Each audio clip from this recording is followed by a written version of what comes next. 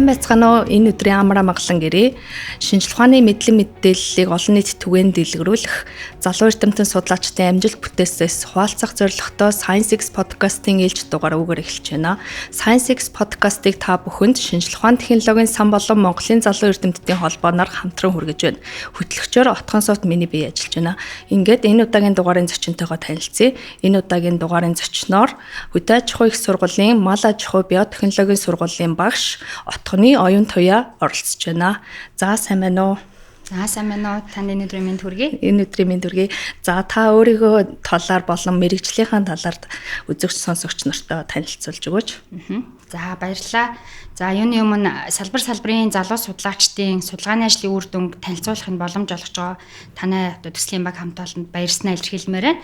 За би одоогоор Хөдөө аж ахуй сургуулийн мал аж ахуй биотехнологийн сургуулийн мал аж ахуй технологийн тэнхимд загас үржүүлэг загасны аж ахуйн чиглэлээр хичээл заадаг. За мөн яг энэ чиглэлийнхаа судалгаа шинжилгээний ажлыг бол хийж авдаг.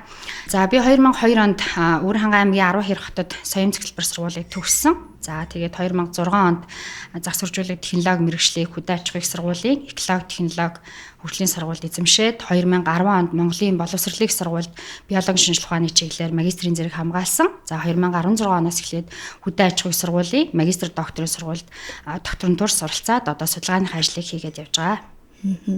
Загас үржүүлгийн технологич мэрэгжилтэй гэдэг чинь шүү дээ. За энэ мэрэгжлийн талаар би өөрт өмнө бол яг сонсож байгаагүй минь маш сонирхолтой санагдчихээн л да. Та яг энэ мэрэгжлээ хэрхэн сонгосон? Ягаад энэ мэрэгжлэлээр одоо яваад ингэ ажиллаж байгаа талаараа.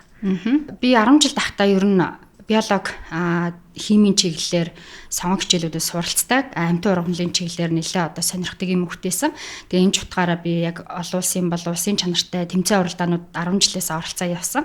За тэгээ яг тухайн одоо үед намайг 10 жил төгсөж байхад манай одоо төгсөлтийн үеийнхэн үе тэнгийнхэн найзууд маань дандаа хөвчлэн дандаа эдийн засагч инженер эмч болно гэсэн юм одоо хүсэл зорилготойгоор конкурс өгөө явж хахад миний бие бол яг энэ биологи чиглэлээрээ нарийн мэргэжлийг эзэмшигээд ингээд конкурсаа өгсөн. За тэгээд тухайн жил яг энэ Хөдөө аж ахуй сургуулийн загас үржүүлэг технологи мэргэжил анхныхаа эсэлтийг авч байгаа гэд одоо Өвөрхангай аймагт 1% очсон байсан. За тэгээд би яг нөгөө тухайн үед биологи хамгагчтай ярилцж агаад энэ загас үржүүлэг технологи мэргэжлийн хуваарийг аваад ирсэн. За тэгээд 2006 онд одоо энэ загас үржүүлэг технологи мэргэжлийнхаа анхны төгсөгчдийн нэг болоод эндээс бол одоо миний ажил амьдралын гараа ихсэн байгаа. Тэгэхээр энэ загас үржүүлгийн чиглэл бол өөрөө одоо биологийн төрөл зүйлийг хамгаалах, биологийн нөөцөд одоо үнэлгээ өгч чиглэх сайхан нарийн мэргэжил гэж боддог. Тэгээд энэ ч утгаараа би бол мэргэжилтэд үнэхээр хайртай. Энэ чиглэлээрээ бас цаашид олон ажлыг хийж гүйцэтгэх юм зорилго тэмүүлэлтэй ажилладаг. Тэгэхээр загас үржүүлгийн технологич мэргэжлэр одоо Монгол улсад хэр их хүний нөөц одоо байгаа одоо жил тутам танаас сургууль хэр их хүний нөөц бэлтгэж байна. Одоо энэ бид нар мэдээж хэрэгцээ шаардлага их байгаа бах те үүнийг хангаж чадаж байна уу? Төгсөгч нар маань гараад ажлын байранд одоо байр нь хэр хүрэлцээтэй байдгийг те.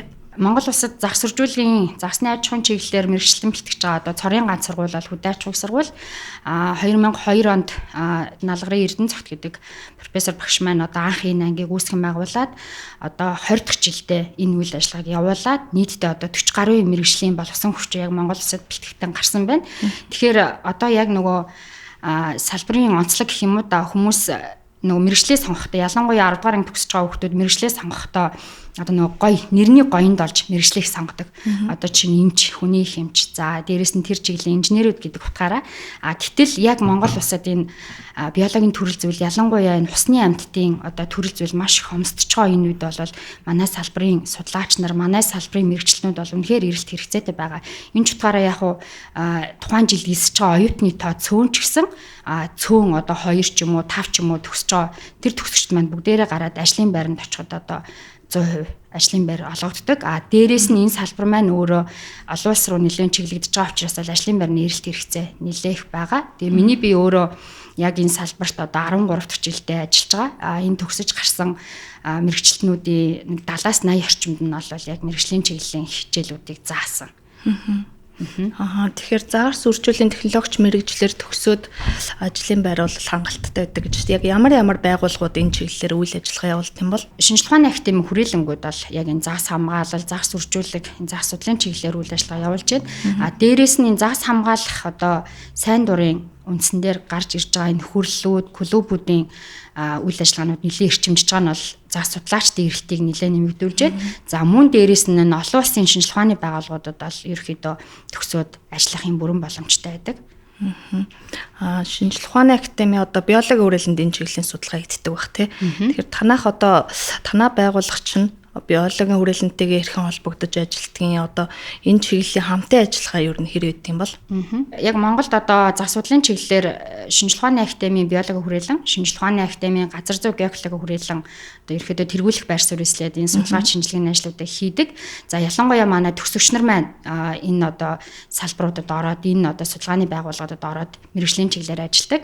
Дээрэс нь яг энэ мэргэжлэр сурж явах явцад 2-р курсээс эхлээд мэргэжлийн хичээлүүдэд үзээ явдаг. Энэ үеэсээ эхлээд энэ хэрийн судалгаануудад оюутнууд маань оролцоо явдаг учраас нэлээ одоо оюутан мах үеэсээ ахуулаад юу гэдгийг тэ дадлагчаад туршлагачаад ингээ явдаг. Тэгээ ер нь бол энэ хүрээлэнгүүд тэгээд дээрэс нь нөхөрлөлүүд сайн дурын байгууллагууд төрийн болон төрийн бас одоо байгууллагуудтай бид нар яг нягт уялдаа холбоотой. Тэгээд тухайн тэр салбар тухайн жилийнхаа эрэлт хэрэгцээтэй яг загсны суурь судалгаанд оюутнууд оролцох нь уу, загс үржүүлгийн загсны нөхөн сэргээлтэй ажилд оролцох нь уу гэдгээс хамаарат бол оюутны мэрэгчлэлтний эрэлт хэрэгцээ бол нэлээх байдаг.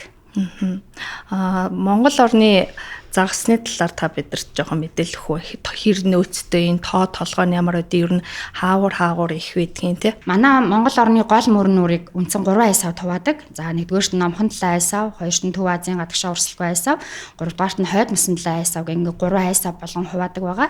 За тэгэхээр энэ айсавууд дарахсан загас нь одоо төрөл зүйлээр ингээд харьцаадгүй өөр ялгаатай. Тухайлх юм бол номхон талын айсавд бол Монгол орны хамгийн олон зүйл загас тархдаг. За хойд мөсөн талын айсавд бол мөн одоо төрөл зүйлийн хувьд ялгаатай загаснууд тархсан байхад одоо Төв Азийн гадагшаа урсгалгүй айсавд бол зөвхөн Монгол орны гол мөрөн нууртай гэдэг юм эндемик зүйлүүд бол тархсан байдаг. За тэгээд эдгээр 3 айсавд бол 79 зүйл загас одоо тэмдэглэгдсэн. Эдгээрийн 30 гаруй зүйл нь бол хүнсний ач холбогдолтой буюу өнөөдөр хүнсний зориултаар олборлоод агнаад хүнсэнд хэрэглэх боломжтой ийм одоо төрөл зүйлүүд бол байгаа. Тэгэхээр манай Монгол оронд ер нь бол цөөрмийн аж ахуй гэж ерөөсөө огт төгжиж байгаагүй. Зөвхөн загас агнуурын аж ахуй буюу загсыг тодорхой үед агнаад хүнсэнд хэрэглэх зориулттай ийм аж ахуйнууд байгуулагдсан. Тэгэхээр 1950-ад оноос эхлээд Хүсгэл аймгийн Цагаан нуур, Дорнод аймгийн Буур нуур, Аранхай аймгийн Өгийн нуур зэрэг энэ 3 нууруудад бол загас агнуурын баазууд баригдаад энэ нь бол жилд тодорхой одоо ойролцоогоор 180 хоног загас агнуурыг хийгээд энэ хугацаанд 600 орчим тонн засыг одоо агнадаг. За тэгээд агнсан засыг одоо утгах, консервлах, за хөлдөө хөргөөх зэрэг энэ одоо боловсруулалтуудыг хийгээд хүнсэнд хэрэгэлдэг байсан. За гэвч одоо 1990-ад оноос эхлээд загсны тоо толгой маань ингэж хомсдсон учраас одоо статистик мэдээнүүд бол ерөөхдөө одоо нэлээд хомсдоод одоо загсны үнэлгээ буюу нөөцийн асуудал бол нэлээд хэцүү болж ирж байгаа. За тэгээд 2006 онд Дэлхийн байгаль хамгаалах холбооноос Монгол орны одоо гол мөрөн нуурт тархсан 64 уугуул зүйлд бол үнэлгээ хийсэн. За энэ үнэлгээгээр бол нийт загсны маань 4/1 нь бүс нутагтаа ховордсон байна гэсэн ийм одоо тооцоо мэдээ гаргаж өгсөн. За тэгээд нөгөө нийт энэ 4/1 буюу одоо 1% эзэлж байгаа загснуудыг ингээд аваад үзэхээр дандаа агнуурын ач холбогдолтой буюу нөгөө 30 орчим зүйлүүд нь бол энэ ховордож байгаа эмзэг, устдах аюулд орсон ийм зүйл байна. Тэгэхээр одоо загсны нөөц ингэж хомсдож байгаа үед одоо загсыг зайлшгүй хамгаалахын асуудлууд бол жил бүр одоо урган гарсаар л байна. Загсны нөөц одоо ингээ Монгол оронд хомсдож чинь гэж штэ та. Тэгэхээр бид нар одоо загсны нөөцөө хамгаалах ямар арга замууд байдیں۔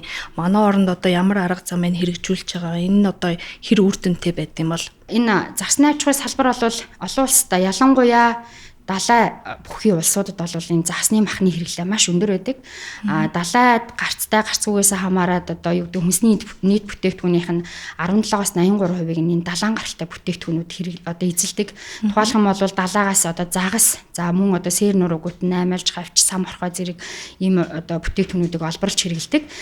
Гэвч одоо манай Монгол орн бол загсны одоо юу гэдгийг төрөл зүйл тоо толгой одоо хомс боловч одоо зүй бус загасчлал буюу хулгайн зориултаар загсыг агнах, үйлдвэрлэлийн зориултаар загсыг олноор агнах ийм асуудлууд гарч байгаа. Тэгэхээр энэс ол сэргийлэх маш олон аргууд бол байгаа.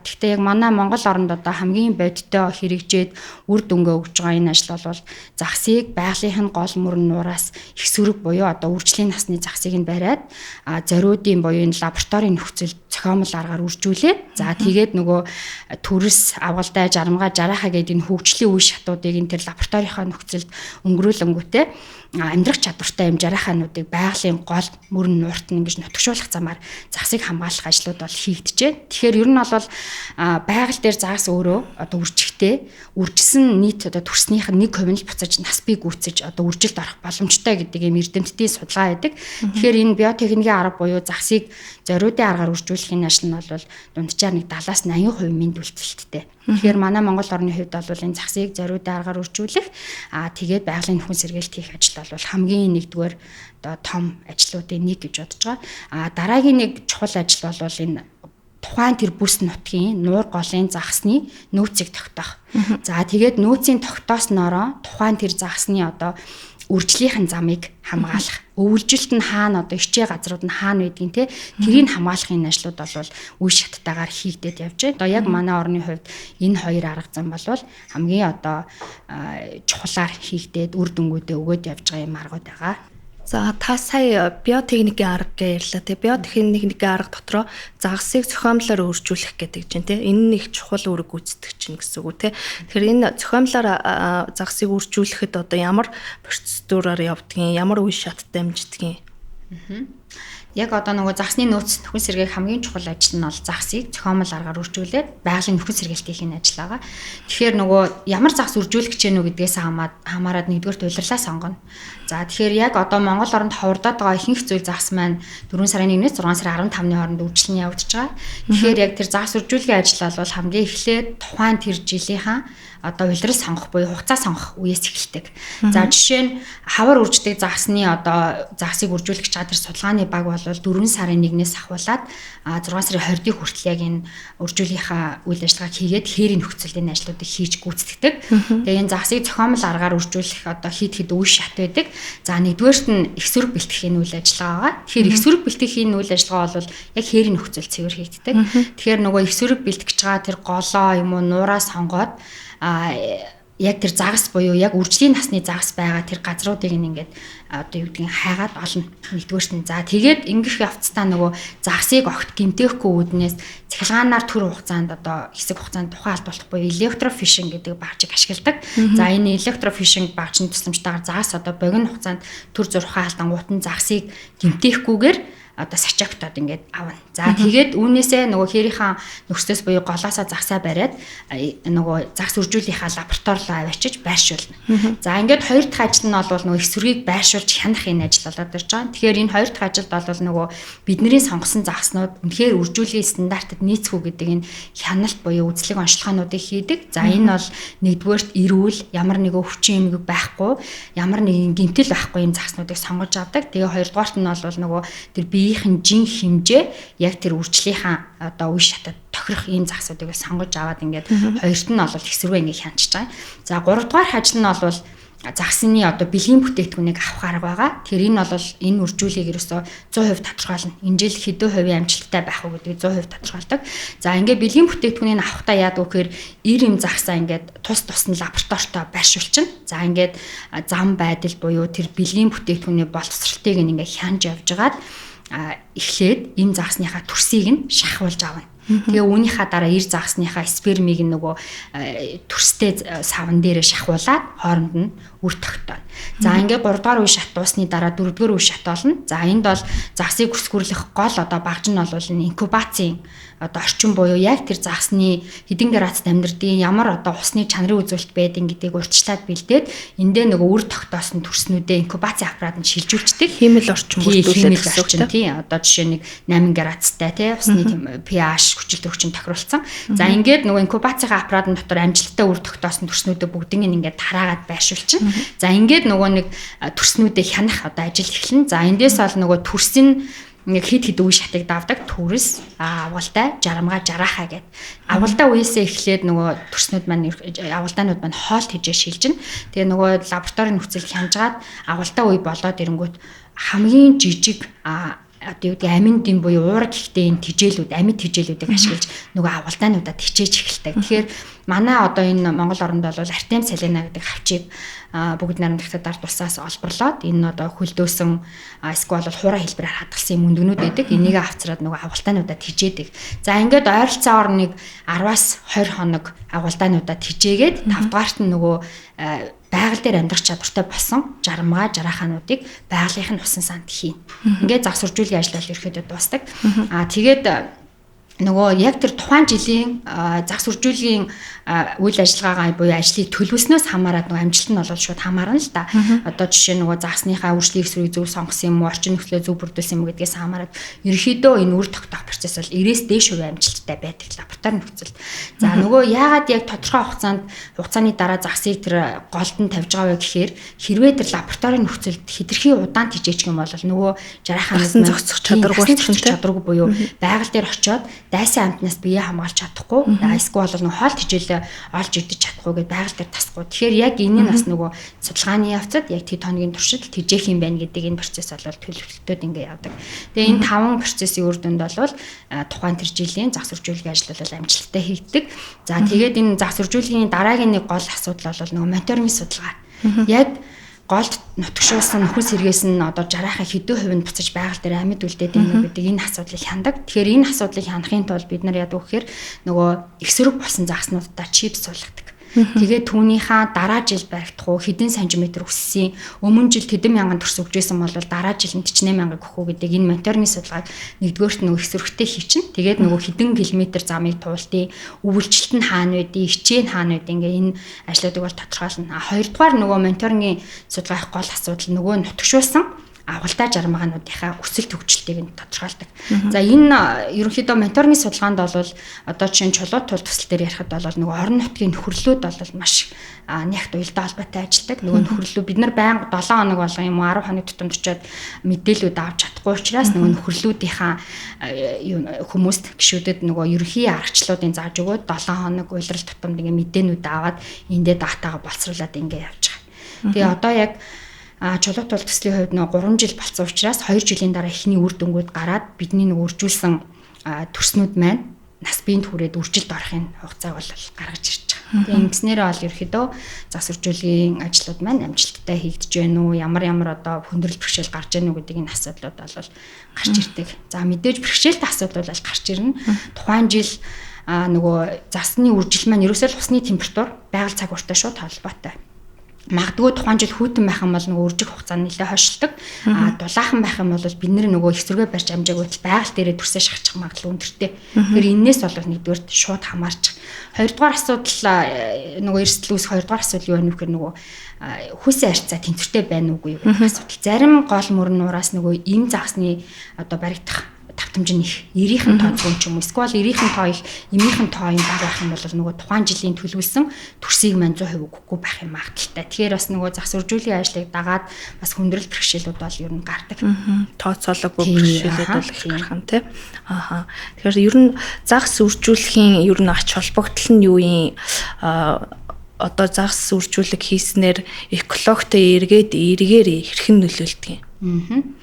За тэгэхээр загсваржуулгын ач холбогдол бол хэд хэдэн одоо ач холбогдлууд байгаа. За тухайлах юм бол хамгийн нэгдүгээрт яг тэр байгалийн унган төрөл зүйлүүдийг яг тэр хэвээр нь хадгалах.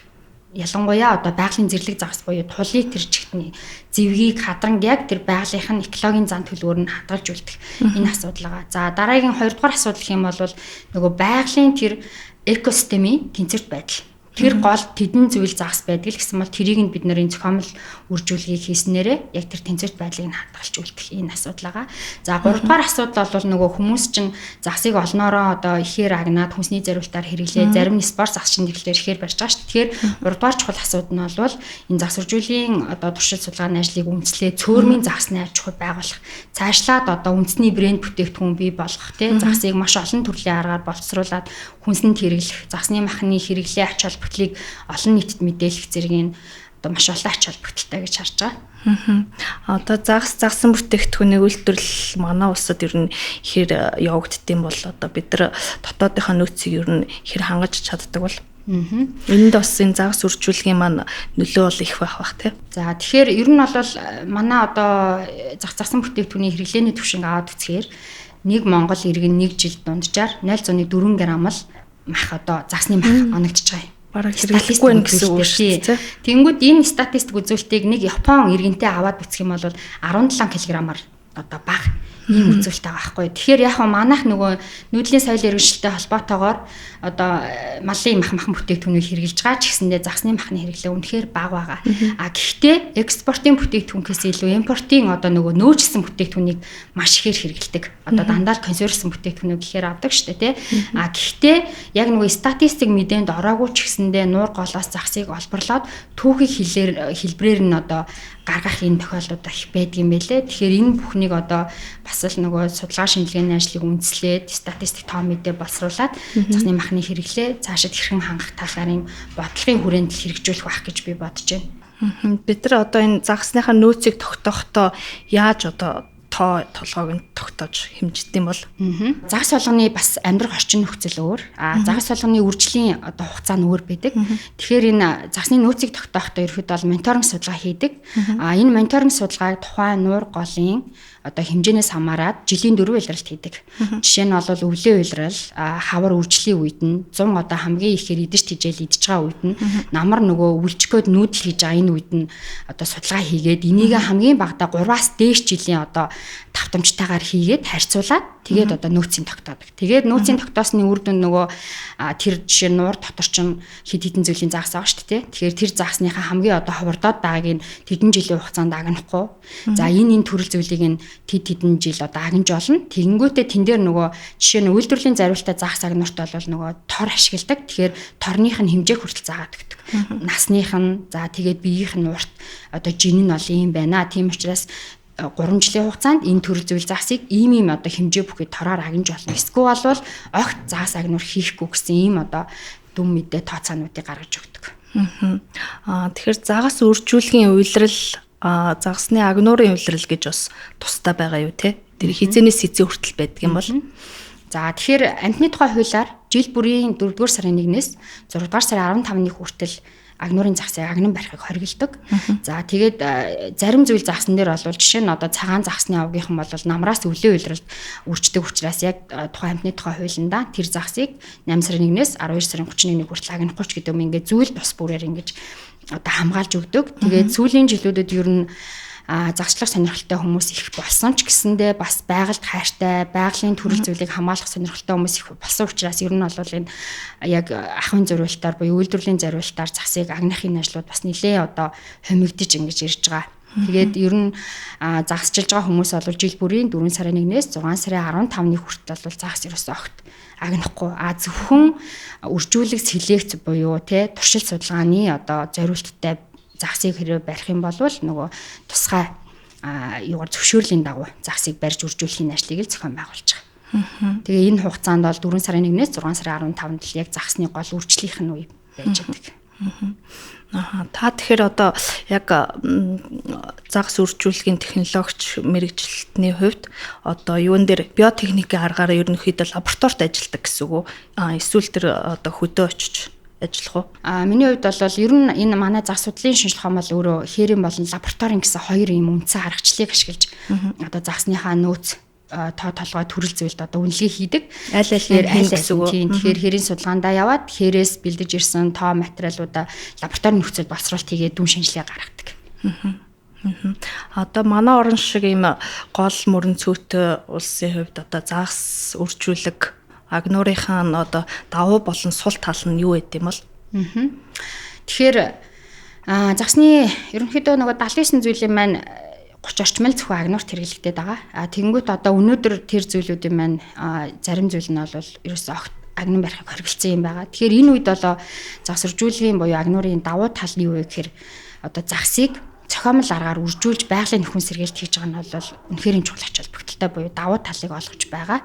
Одоо юу гэдэг сул тал гэхээсээ илүүтэйгээр одоо юу гэдээ нөгөө загсны ашиг шимийн үзүүлэлт буюу загсны махны ач тусын талаар ер нь бол хүмүүс нэлээ одоо ойлголттой болоо. Дээрээс нь загас өөрөө байгаль дээр ямар экологийн тэнцвэрт байдлыг хадгалдаг вэ гэдэг энэ талаас хүмүүс ерөөхдөө мэдээллийн шин чанартай буюу загсыг танин мэдэх талаас нь илүү ойлголт өгөх юм бол загсыг одоо хамгаалах асуудал бол нэлээ гарч ирэх байх л гэж бодож байна. Тийм. Тэгээд одоо яг манай Монгол Улсын хэмжээнд энэ загсны нөөцөд тулгамдж байгаа хамгийн чухал зүйл бол ерөөсөө л нөгөө үйлдвэрлэлийн зориулалтаар хулгай аргаар загсыг агнах нь загсны нөөцөд шууд сөргөөр нөлөөлж байгаа. Та тэгэхээр одоо яг мэрэгчлийн хүнийхээ хувьд загас хамгаалах, загасны одоо нөөцийг нөхөн сэргээх талаар одоо ямар судалгааны ажлуудад оролцож байв? Би яг энэ судлаач хүний хувьд бол нэг хит хитэн чиглэлээр одоо ажил гүйцэтгэж байгаа гэж бодож байна. Нэгдүгээрт нь хүний нөөц бэлтгэх тал дээр би одоо яг өөрөө гар бие оролцоод 13 дахь жилдээ энэ салбарын боловсон хүчнийг бэлтгэх ажилд оролцож байна. За хоёрдугаарт нь энэ загас хамгаалах бодлогын баримт бичгүүдээр ажилласан. За тухайлах юм бол 2012 он загас дээд хөтөлбөрт мэргэжилтнээр за тэгээд цаашлаад одоо яг энэ эрх зүйн баримт бичиг боловсруулах энэ судалгаа шинжилгээний багт бол ажиллаа явж исэн. За гуравдугаарт нь бол загсны нөөц тогтоох, за орон нутгийн загсны төрөл зүйлүүдийг тогтоох, байгалийн загсны тэнцвэр байдлыг хадгалах энэ чиглэлийн төсөл хөтөлбөрүүдэд бол хамрагдчихжээ. За дөрөвдүгээрт нь сүүлийн жилүүдэд энэ загсыг зохиомл аргаар үржүүлэх энэ чиглэлийн одоо мэргэжлийн байгууллагуудтай судлаач нартай бол хамтарч ажиллаж байгаа. Таны материалтай танилцж байхад та бас олон улсын төсөл хөтөлбөрүүдэд бол нэлээдгүй олон хамрагдсан байсан. Одоо тэр дундаа нэгдсэн үндэсний байгууллагын сургалтанд хүртэл хамрагдсан байсан. Тэгэхээр та энэ чиглэлээр одоо ажилласан олон улсын туршлагаасаа бидэнтэй хуваалцаач. Манай салбар нөгөө цөөн одоо боловсон хүчинтэй учраас бас нэлээд азтай. Маш олон одоо судалгаа шинжилгээний ажлуудад одоо цөөхөн хүн судлаач нар байдаг учраас хамрагдаж ингэж өдийг хүртэл нэлээ олон баг хамт олонтой ажилд тэднээсээ туршлага одоо судалж байна. Тэгэхээр би 2014-өөс 17 онд нэгдсэн үндэсний байгууллагын хүн сүдэ аж ахуйн байгууллагаас хэрэгжүүлсэн Монгол орон цөөрмийн загсны аж ахуй хөгжүүлэхийн төсөлд бол хөд усны загас үржүүлэхийн үндэсний зөвлөхөр ажилласан. За тэгээ энэ хугацаанд Монгол орны одоо жижиг аж ахуйнуудыг байгуулах, тэгээд Монголд одоо туршилт судалгааны бааз байгуулахын ажил дээр бол бичлээ оролцсон. За мөн одоо 2016-аас 2018 онд бүгд найрамдагтад ард улсын засгийн газраас хэрэгжүүлсэн өмнөд өмдөө хамтын ажиллагааны төслийн багт бол мөн мэргэжилтнээр ажиллаад одоо энэ олон улсын экспертүүдээс маш их туршлагыг бол хоримтлуулж авсан. За тэгээд энэ ч утгаараа бас одоо хид хідэн судалгааны ажлууд, хид хідэн сургалтуудад хамрагдаад яг энэ мэргэжлийн чиглэлээр ялангуяа загас үржүүлэх, загасны одоо тэжээл, арчилгаа малгааны чиглэлээр бол багууд гэсэн мэдлийг бол хоримтлуулж авсан. Таны яг тэр нөгөө хамрагдсан сургалтуудаас харж байхад ихэнх дийлийнх нь бол хятад улсад хамрагдсан сургалтууд байсан тий. Тэгэхээр одоо энэ чиглэлээр хятад улс ер нь судалгааны ямар төвшөнд явж гин, манайх тэр олон улсын жишгэн ер нь хаана байна вэ?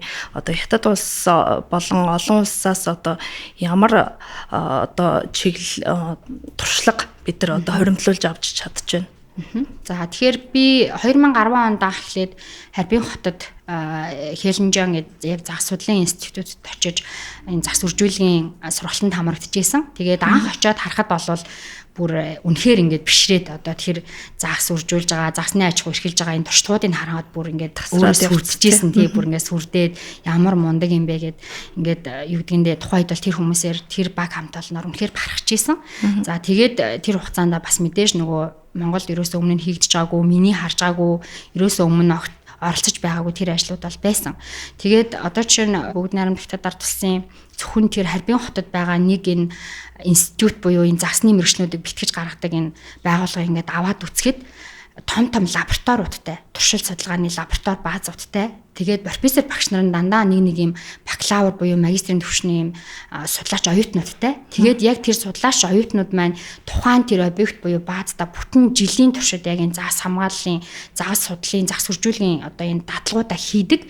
Тэгээд энэ хугацаанд ерөөсөө яг нөгөө үйлдвэр дээр гараад буюу загасны аж ахуй яаж эрхлэх үү гэдэг тэр мэдлгүүдийг олж авч байгаа нь одоо миний хувьд энийг Монголд хэрвээ хэрэгжүүлэх юм бол манай одоо төгсөж гарч байгаа судлаач мэргэжилтэнгүүд үнэхээр үнэхээр олон улсын очсон тийм судлаач нар болох юм байна гэдгийг одоо юу гэдгийг дүгнэлтэнд бол хүрчээсэн тухайд тий. Тэгээд тэр бол би ч тухайд нэлээд залуу судлаач байсан. 20-д настай судлаач үнэхээр одоо тэдний хийж байгаа бүх ажлуудаар ингээд бархаа явж исэн. Тэгээд тэрнээс хойш би одоо энэ экспертүүдтэйгээ хамтраад тэднээс ингээд туршлага судлаад явж хахад тэдний ерөөсөө яг энэ амжилтанд хүрсэн зүйл юу байна вэ гэхээр зөвхөн тууштай байдал.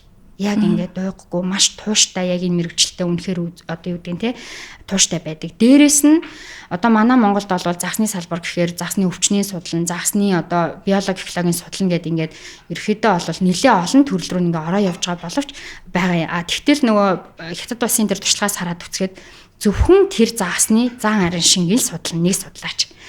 Дараад нь нэг судлаач зөвхөн тэр загсны одоо мөгийн цэрийн гаралтай өвчний судлал. Тэгээд дахиад нэг судлаач нь зөвхөн тэр загсны яг үржлийн үеийнх нь биологийн судлан гэдэг ингээ бүр маш нарийн мэрэгшрээд ингээ задарсан. Энэ нь бол нөгөө яг нэг олон судлаачдын бас хамтын ажиллагаа үр дүн гэж би бол харсан. Тэгэхээр одоо ч гэсэн манай одоо сургуулийг төгссөн энэ загс судлаач нар бол яг энэ чиглэлээр өвчин эмгийг судалдаг. За дээрээс нь зөвхөн биологийн судалгаа хийдэг, нүүдлийн замын тогтоодогч юм ийм судалгаанууд бол хийгээ явж байгаа. Тэгээд би бас Норвеги улсад очиж яг энэ чиглэлээр Берген хотод очиж туршлага судалж исэн. За энэ үед бол бас нөгөө Хятад улс, Солонгос улс, Норвеги улсын одоо загсны аж ахуй, загс үржүүлгийн чиглэлийн туршлага мэдлэгүүд бол нэлээ одоо өөр.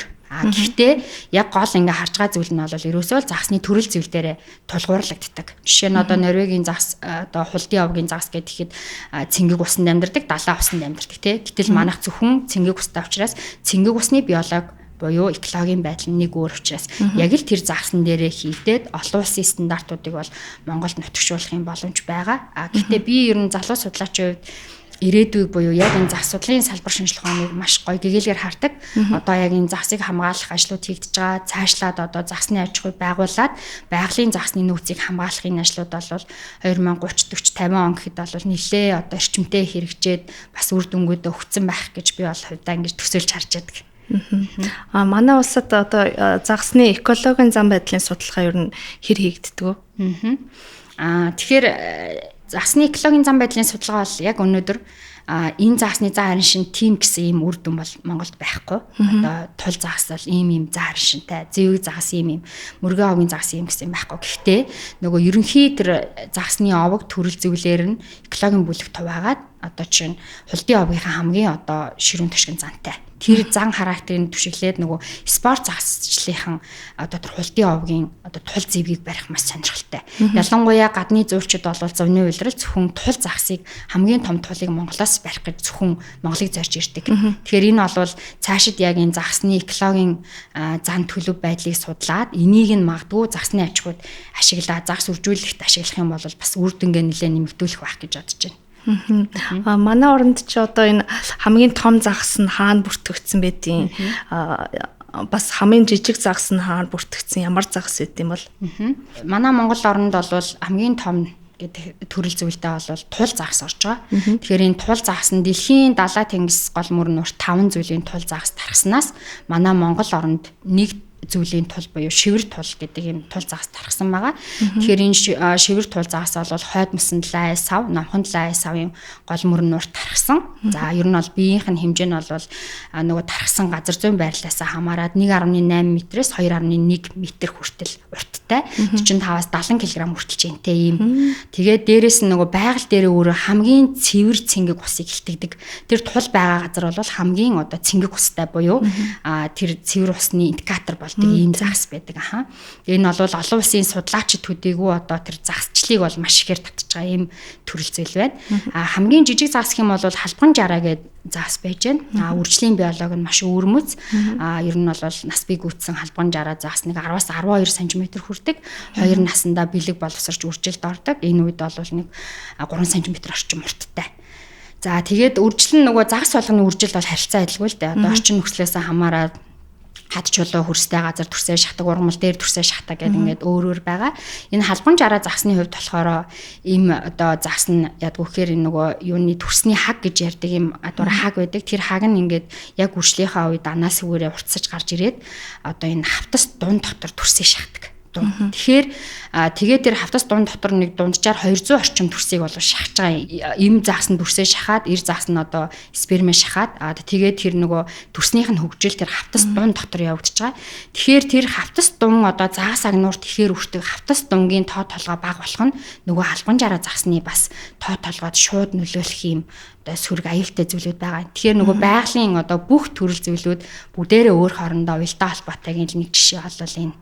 Тийм тэгээд энэ халбанжаараа загас бол номхон талаа савын оног хэрлэн алах гол за дээрэс нь буур нурт юм тархсан загас. Зөв. Тэгэхээр одоо та нөгөө загас үржүүлээд буцаага нууранд нь одоо нутгшуулахад одоо мэдээж нөгөө тоо хэмжээ авдаг бах тий. Ер нь энэ хугацаанд хэдий хэр олон төрлийн загас үржүүлэв тий. Тэгээ ер нь тоо хэмжээгээр нь одоо хэлвэл энэ одоо нөгөө зас хамгааллын ажил бол яг ганц хүний хийдэг ажил бол биш. Энд бол бүхэл бүтэн баг хамт олон одоо хэрийн судалгааны баг, лабораторийн судалгааны баг, тэгээд тэр төслийг менежмент хийж байгаа баг хамт олон ч гэдэг юм ингээд маш олон хүний бүрэлдэхүүнтэй хийгдэж байгаа ажлууд байгаа. Тэгэхээр яг одоо миний ажиллаж байгаа сүүлийн жилүүдэд ажиллаж байгаа одоо томоохон ажлуудын нэг гэх юм бол энэ чулууд тул гэдэг төсөл байна. Энэ чулууд тул төсөл маань 2019 оноос эхлэж одоо хэрэгжсэн. За тэгээд энэ хугацаанд чулууд голын алтаатын голыг түшиглээд ийм загас үржүүлгийн лаборатори байгуулаад тэндээ одоо шивэр хадран зэвэг зэргийн загсуудыг үржүүлж байгаа. Тэгээд энэ 3 жилийн хугацаанд нийтдээ сая 230 мянган ширхэг амьдрах чадвартай жараахыг голд нь ингэж буцаан тавьж нутгшуулсан энэ бол ажил бол хамгийн одоо томоохон сүүлийн үеийн ажлууд байна. Тэгээд энэ чулууд бол төсөл бол маш одоо өөрөө онцлогтой 2030 онд одоо нэлээд томоохон зарилтуудыг төвшүүлсэн. За дээрэс нь яг манай шавнар энэ чулууд тул төслийн одоо багт оролцож байгаа энэ биологч нар нь учраас бас хамтын ажиллагаа хийхэд нэлээд үр дүнтэй юм ажил байгаа. Та төслөөсөө гадна бас докторийнхоо судалгааны ажлыг хийж байгаа тийм. Тэгэхээр докторийнхоо судалгааны ажлын талаар бидэнд мэдээлэл өгөөч. Хизээ бас хамгаалахаар төлөвлөж байгаа вэ? За тэгэхээр миний докторийн судалгааны ажил бол энэ загсны нөөц чиглэл рүүгээ орсон. Тэгэхээр миний докторийн судалгаа бол яг энэ Нархангай аймгийн Үгийн нуурын агнуурын загсны нөөцийн асуудалд дүн шинжилгээ хийх ийм одоо сэдвтэй. За тэгээд судалгааны ажлаа бол бас нэлээ эрчимжүүлээд энэ чиглэлийн одоо хамгааллын асуудлууд, тухайн усны чанар, за тэгээд тухайн тэр нуур дотор байгаа биологийн төрөл, бусад төрөл зүйлүүд их мэтлэнгээр энэ олон талаас нь тоо мэдээнүүдийг багцлаад яг энэ нөөцийн асуудал нь ямар байгаа юм нөгөө махын идэж, ургамал идэж, толмиг идэж загасны хамаарлын хэрийн идэж тижээлтэйгээ хэрхэн холбогдож байгаа энэ зэрэг энэ ажлуудыг бол хийхийг зорж байгаа. Тэгээд ерөөхдөө бол 2023 он гэхэд докторийнхаа одоо ажлыг хамгаалаад эрдмийн зэрэг цол авахын зорилготой ажиллаж байна. За танд докторийн ажилд нь амжилт хүсье. Та мэдээж мэрэгчлээсээ хамаарат хөдөө хээр бол их явж байгаа тийм. Тэгэхээр хөдөө хээр одоо явж байхад тохиолдчихсэн тийм хөгжилтэй явдлууд байдгүй байвал тэрнээсээ сонирхолооч. Тэгэхээр хөдөө явах бол ажил бол маш их гарч ирдэг тий. Тухайлах юм бол нөгөө яг ийм суурь судалгааны ажлуудад бол ийм төслийн баг хамт олон мэрэгжлийн болон мэрэгжлийн бус хүмүүстэй явдаг. Дээрээс нь жил болгон манай загас үржүүлэх технологи мэрэгжлийн анги оюутнууд маань даатлагт гардаг. Сургууль үйлдвэрлэлийн даатлагт гардаг. Тэгэхээр яг нөгөө хөгжлийн явдлууд бол маш олон. Жишээлх юм бол нөгөө яг танхимд хичээл үзээд одоо тэнд бол дандаа онлайн хичээл зааж байгаа шүү тий. Одоо загас судлал юм байдаг, тэр нь морфологи юм байдаг. Баахан онлайн хичээлүүд үзчихэд тэгээд нөгөө оюутнуудаа аваад ингээд даатлагт очиж байгаа. Тэгэнгүүт нөгөө оюутнууд маань загасаа хараад айн хамгийн эхлээд одоо ийм загас чинь одоо бараг нөгөө уснаас нөгөө алтан загас гарч ирнэ гэж бодож очиж байгаа юм шиг байгаа. Тэгэнгүүт нөгөө нуураас чинь одоо нөгөө төрөл зүйлээсээ хамаарал янз янзын одоо морфологтой загаснууд гараад ирэнгүүт хамгийн энгийн чинь бол оюутнууд тэр загаснаас айх одоо яах вүлээ гэдэг учраа олохгүй байх ерөнхийдөө миний хувь зүгээр нөгөө судлаач хүний хувьд ч юм уу шавнырыгаа хараад нэгсэндээ одоо хөөхөн юм шиг те яг л нөгөө яг загсыг нөгөө амьдаар нь харах үзэгдэл номноос хараад цаасан дээрээс үзэх одоо энэ өөр байдаг энэ орчин. Тэгэхээр бол яг энэ хэрийн судалгааны ясд бол маш олон адал явдал байдаг. Тэгээд энэ нь бол нөгөө дөнгөж суралцж байгаа судлаач оюутнууд байна. Тухайн тэр биологийн төрөл зүйлтэйгээ танилцах гэж одоо нэлээ өөр юм зан характер гаргаж байгаа нь миний хувьд нэлээ одоо эдгэндээ сонирхолтой инээдтэй ч юм уу санагддаг тий. Анх айжсэн бол тэгээ сүултээ мэрэгчлээ дуртай болохоор бүр хайртай дуртай болоод хөөрхөн харагддаг болдог тий дуурлаад ирэн тий. Танаа хүүхдүүд одоо жишээлбэл загас тэжээдгүй гэртээ. манай хөдөөж их сургуульд 2017 онд энэ зах суржуулийн лабораторитой болсон. Тэгээ энэ болохоор нэгдсэн үндэсний байгууллагын санхүүжилтээр хийгдээд Монгол оронд одоо байгаа хамгийн томоохон лабораториудын нэг. Тэгээ 17 оноос эхлээд би өөрөө энэ зах суржуулийн лаборатори эрхлэгчийн ажлыг хийж исэн. Энэ хугацаанд би одоо хүүгээ дагуулад нөгөө лабораторид ерөөс ингээл өдөр шөнөгүй ажиллаж байгаа юм л та. Бид нэр хөдөөнөөс сагсаа барьж ирээл тэндээ үржүүлгээ хийчин. Тэгээд нөгөө дөнгөж үр тогтоосон төрснүүдөө ингээ 24 цагт хянж авдаг. Тэгээ энэ үеэс ахуулаад нөгөө хүүхдэд дагуулаад тэр лабораторид маань хүүхд маань заримдаа хон хамт. Тэгээ энэ үеэс эхлээд манай хүү бол одоо маш их энэ загсны шинжилгээ ухаанд аягүй дуртай болсон. Тэгээд одоо 10 дугаар анги тэгэнгүүтээ 2 жилийн дараа би конкурсээ өгөөд яг энэ мэрэгчлэр сурна гэдээ бүр ийм зорилт тавьчаад байгаа тийм. Тэгээд манай хүүхдүүд бол загсыг их сонирхдаг. Гэртээ загс хийжээдэг. Тэгээд нөгөө юунасаа төрөл зүйлээс хамаарат голын загснуудыг бас их одоо тэжээдэг. Тэрэн заримдаа миний хувьд болохоор баг нэг туршил тэгээд байгаа юм шиг санагддаг. Голын загс нь ингэж ийм хоол идэж जैन тийм юм жин. Тэгээд аквариумын загс ч өөрөө их нөгөө түрүүн таны асуусанчлаа нөгөө зам байдлын характер нь бидний нүдэн дээр ил байгаа учраас нөгөө өөрийнхөө төрсийг арчлах, маллах энэ асуудал бол нэлээд байдаг. Тийм учраас хүүхдүүд бол яг эндээс нөгөө амьд байгаль ямар байдгүй, амьтдыг яаж хайрлах уу гэдэг ийм танин мэдгүй юм зүйлүүдийг олж нэлээд авдаг байх гэж бодож байна. Тэгэхээр та гэртээ загас тэжээх гэж байгаа эсвэл тэжээдэг хүүхдүүдэд зориулаад тийм өөх тийм бяцхан зөвлөхөө байвал хуваалцаач. Тэгэхээр ер нь бол одооны хүүхдүүд бас нэлээд 10 жилээс ахуулаад технологийн боловсролыг нэлээд эзэмшдэг болсон гэж би харж байгаа. Ерхий боловсролын сургуулийн хичээлийн програмуудад бас энэ технологийн чиглэлийн боловсрол нэлээд олгодог болсон. Тэгэхээр ер нь бол болж өгвөл хүүхдүүд гэртээ загсыг тэжээ тий. Тэр загс нэг загс тэжээхэд тэр загсан дээр арчилгаа малгай гэдэг асуудал гарч ирнэ. Өдөр тутмаа усыг сойлно, гэрэлтүүлгийн тохируулна, хоол тэжээл өгнө. Энэ болгон дээр нөгөө хүүхдүүд маань амтныг хайрлах энерги цаашлаад одоо том болоод юу гэдгийг тэр зүйлээр дамжуулж байгалаа хайрлахын зүйлд бас суралцсан. Тэгэхээр ер нь бол болж өгвөл боломжоор тий жижигч байсан, томч байсан аквариумууд аваад тэндээ тэжээх зөвхөн загас биш те бусад төрлийн одоо те нохой муур туулаач гэдэг юм энэ амтнуудыг багасаа тэжээгээд ивэл нөгөө амтныг хайрлах тэгээд дээрэс нь хүүхдүүд амтан тэжээж байгаа хүүхдүүд ер нь биеэ дах чадвар нэлээд хүчсэн байдаг гэж би бол хардаг. Бас хариуцлага хариуцлага тий. За тэгэхээр манай подкастын цаг ерөөхдөө дуусч байна. Та одоо танд сүүлийн асуултыг өөрт таниултээ мөн та залуу судлаач нартай хандаад өөрийнхөө үеийн мэс судлаач нарт одоо юуг уриалж захимаар байна те.